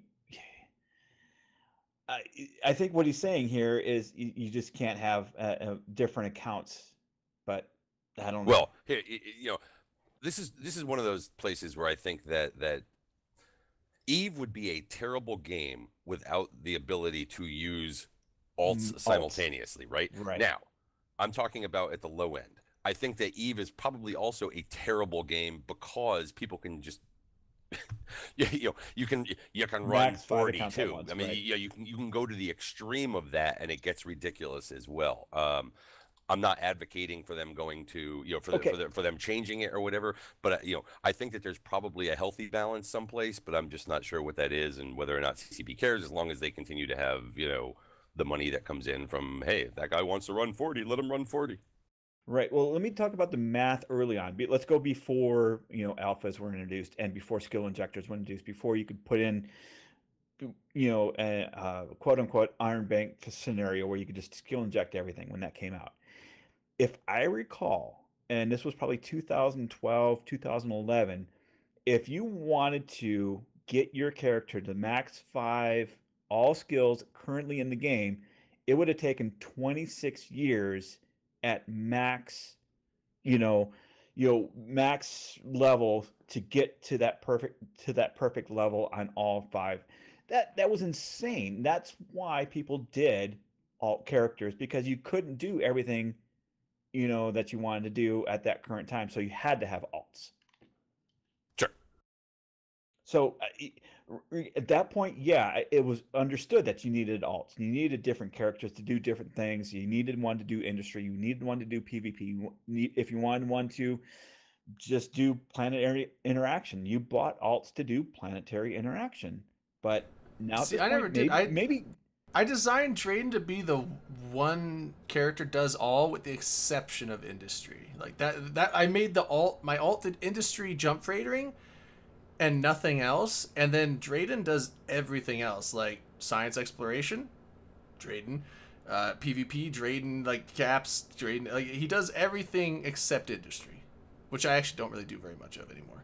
I mean, I think it is cool the flexibility that it allows for. Okay, but I think you then also get the very the very fine-tuned thing of I could be flexible. I could have like what he says there. Chainsaw says the mission alt, the hauler alt, the miner alt, the PvP alt, the this alt, the that alt, right? But then again, you can also have the Rokel, or the old bomber gangs, and all that kind of stuff.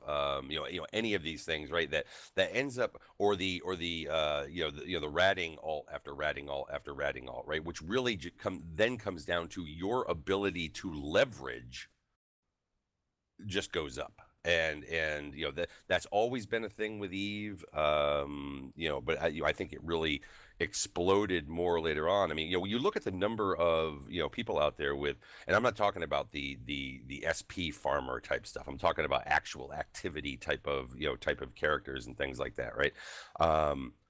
You look at the number of ones out there with all of the alts they have, and in places like nullsec and wormhole space and things like that, that's always been kind of a thing, but it certainly got bigger after the introduction of Plex the way that they did, and certainly now with with injectors and everything added to it, you can rapidly get yourself a fully leverageable alt in no time. Oh yeah. Well, here's the thing, like, what is the cost to really, like, I mean, it also depends on what you're going to skill up to, because, I mean, I think I've skill injected one time, but if you bring in, like, a brand new character, like, what would, I mean, not to go to, like, super caps and titans, because that would be, like, a ridiculous amount, but, like, just say, like, you want to do something like, okay, I want to fly a Black Ops battleship, or, something like that, like, how many skill injectors, and what would be the cost, like, what is the general, because I've never done the math. Like, what kind of amount of ISK would it take to throw into skill injectors to put yourself to there? I don't know what it costs today to inject it up, but I mean, someone's gonna know. I'm throwing that out to the chat. Maybe someone will figure it out. Caleb might know. Caleb and Noisy just doing that. Yeah, they're like, hold on, like whipping out their like calculator that they keep in their pocket at all times. But anyways, we got about 10 minutes left of the show. I don't know. Holy shit! You have something? Yeah. Can you believe it? I know. I can't believe. I know. Actually, I just put that out. Have you can guys you believe it? We're 10 minutes drinking? left, and we're still talking about No, we've Eve? been drinking. Have you? Okay. You want to talk about The Expanse? I think I'm on like. Oh, we haven't been drinking as much as like crazy nights, but I mean, I think we're at like 8 or 9 shots. I mean, because I'm sober and you guys all sound, pretty sober. Well, so I mean, like, I'm surprised I sound sober. Listen here, Dirk. We're not sober, okay? We're professional drinkers, Dirk. We can. When we have a light night like tonight, we only get to like the 8 or 9 region. We're not even in the double digits. Looney fucker's not here. We can't do endless shots. Oh yeah, Looney fucker. Like Looney fucker fucks us. Like he fucks us Looney big time. Like I hope he's doing well. Well, I mean, like I met Looney at FanFest, by the way. Did you? Looney, yes, he is an awesome dude. Wait, you never said hi to me. Did he buy you dinner? Holy shit, we got a wild shooter. A wild shooter appears. A wild shooter appears. No, I've been here. I've just been quiet. Is he? Does anyone know if he's coming to Vegas? Because fuck, I would like. He sounds like a party animal. That's just how I like him. You're a fucking cougar there, Drayden. I am a cougar. Wait. Well, I should say a chicken hawk. Is that what they're called? It's called a crow. A Munin's a crow. What? A Munin? Rain, we're on different mindsets here, I think. I tried to make the connection like a chicken hawk and a crow. It's a Munin because you're in Black Legion, and maybe that was way over everyone's head. Too advanced. Way over the head. I don't get it. Nope. Sorry, Rain. We were talking about something different. God damn it. Yeah. All right, talking about cougars. If you guys are going to talk about The Expanse, I'm taking off my headphones and going to the bathroom. We're not. Right, no, go ahead. I'm taking off my headphones. I'm fine. I have no idea what you guys were talking about. The Expanse, I have not even watched the latest episodes. I've never watched The Expanse. Or the season. Oh my God, Drayden, you never watched? Oh yeah, it's so we've good. been over this. No, I know. I'll let you use my mom's Amazon account because I bought it on her Amazon account. But here's the thing is the latest season on. My mom has an Amazon account. No, it's still. I can let you use her HBO account so you can watch it on. My mom has an Amazon account too. No, it's not that I don't have access to it. The thing is, like, I just don't watch TV. Like I've said, Game of Thrones is that diamond in the rough of an actual drama TV show where I watch it and enjoy it. Like most other TV shows, like I start watching, like I watched like 2 episodes of Breaking Bad. I thought it was crap. It gets TV's boring. I couldn't get into House of Cards. I watched like there's a few like I saw 2.5 seasons of Vikings and it was good, but then I kind of lost interest. I saw 1 season of Silicon Valley, thought it was funny, but then lost interest. I couldn't watch Black Sails. All these TV shows. You couldn't watch Black Sails? Like, you couldn't watch it? Or No. I started watching it, got halfway through the season, and just kind of was like, I'd rather do other things with my time. I saw the first season of Walking Dead. It was okay, but I didn't have any interest to like keep watching after that. It's just TV shows. But you play a spaceship game. You should be watching The Expanse. I know, but the thing is, like, you would like it. But The Expanse is really good. I would much rather watch it's just as good as the books. Documentary, like astronomy documentaries, where it's like real science and like lectures from Astronomical Society professors and stuff like that. Do you watch conspiracy theory documentaries too? No, conspiracy theories are fucking dumb. But we never landed on the moon. Like what? Yes, we did. Well, I watch. No, I just love. I like science and astronomy, and I like educational stuff. Like I'll be the person. Like everyone else is like watching drama TV shows, and I'm the guy watching like Discovery Channel and like Science Channel and Animal Planet. Right, Shark Week. I love Shark Week. No, Steve Irwin stuff or like informational stuff. I love biology stuff. Biology stuff is pretty cool, but like astronomy and like physics and stuff is like my favorite. Yeah, that's pretty cool. Like lately, the closest thing that could be compared to a TV show is I've been going to Scott Manley's YouTube channel and went to Playlist, and he's got science videos, and I've just been binge watching all of those. They're so good. Scott Manley is fucking awesome, and he plays Eve, so hell yeah. SpaceX, they have like really good like videos and stuff too. Oh yeah. SpaceX is cool. everyone gives Elon Musk shit. I think Elon Musk is cool.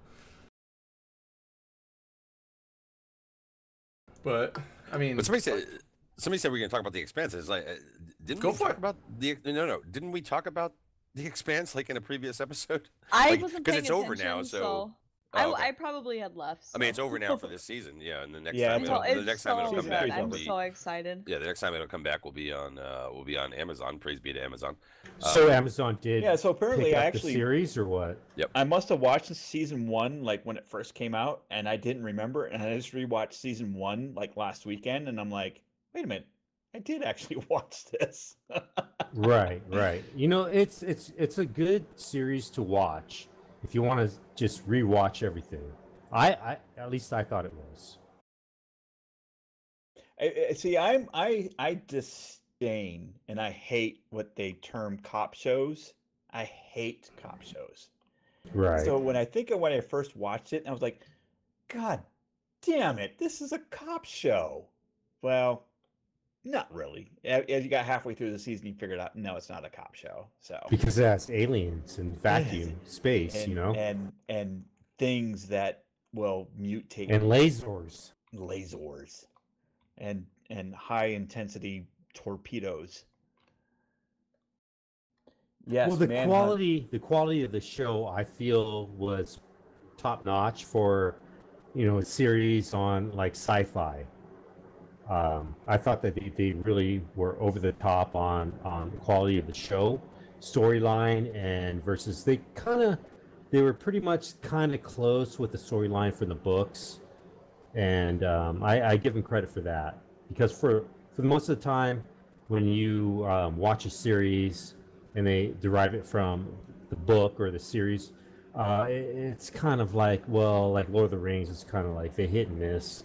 But for the most part, they kind of stuck kind of close to the storyline. She mentioned Sons of Anarchy out there, and while that was great, the same guy is doing one based on the Mayans, and I think that's coming up in the fall. So you're gonna get kind of a see, I'd be into that kind of a Sons of Anarchy too.